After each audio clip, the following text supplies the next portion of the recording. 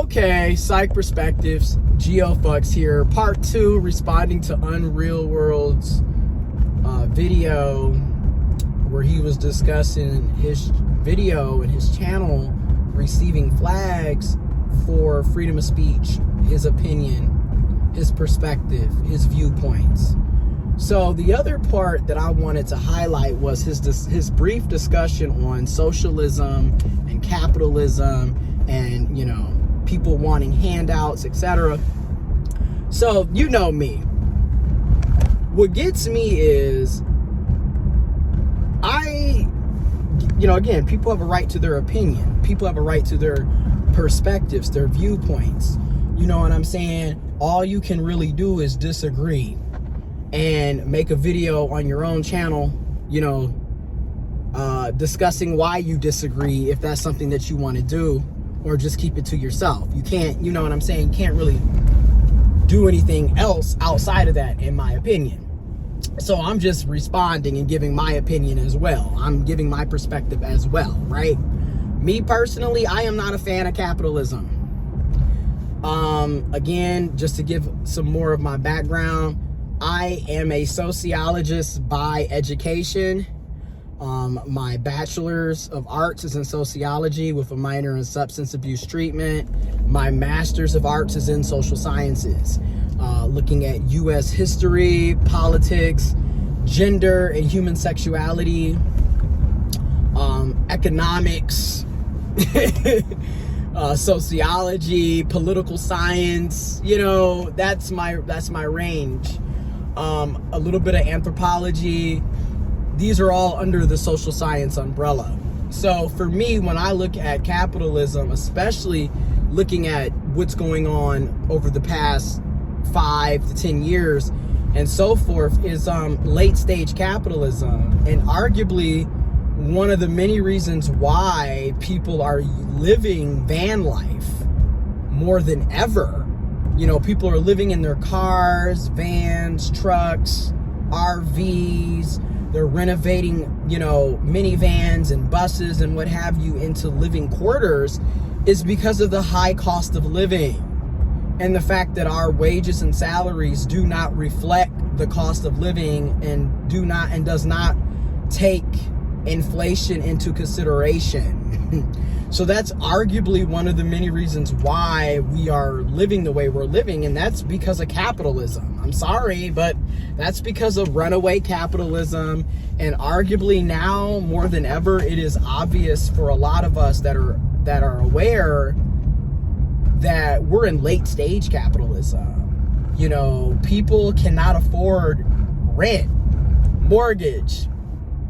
They can't afford utility bills. They can't afford gas, and electric and water, and, you know, their car payments, the child care, groceries, you name it. People are struggling to make ends meet. So arguably a lot of the problems that people are dealing with is because people are not being paid living wages because of capitalism, because of greed, because of corruption. Like, you literally have people who have decided, hey, you know, the federal minimum wage has been $7.25 since 2009. July of 2009 was the last time, do you hear me? Was the last time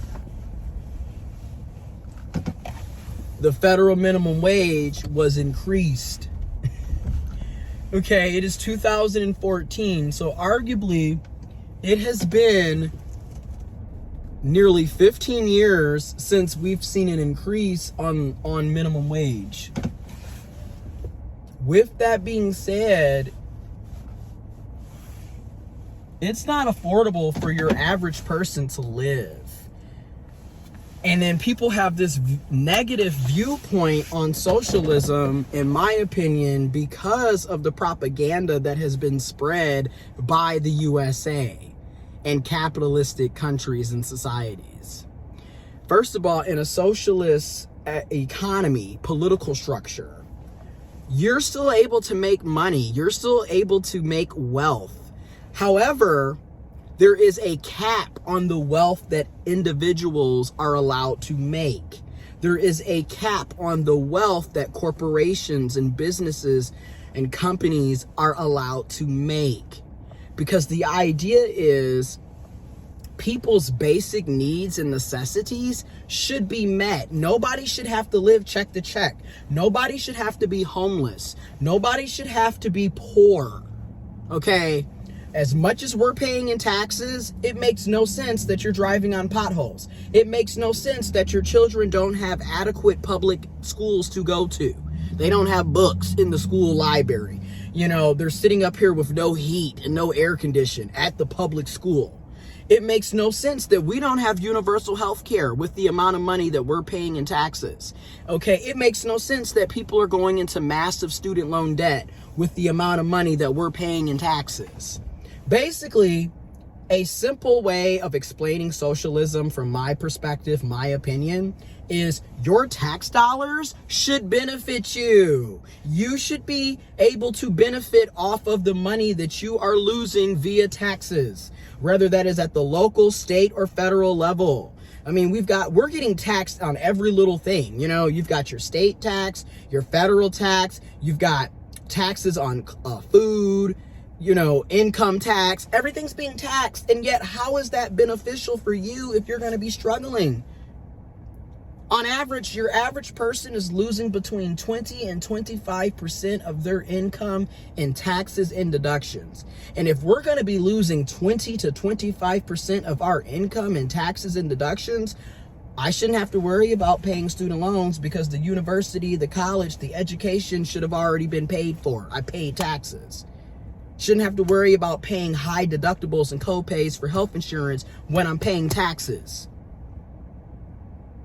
Your children should be able to go to the best schools publicly, period. Whether that's K through 12 or in college, because you're paying taxes.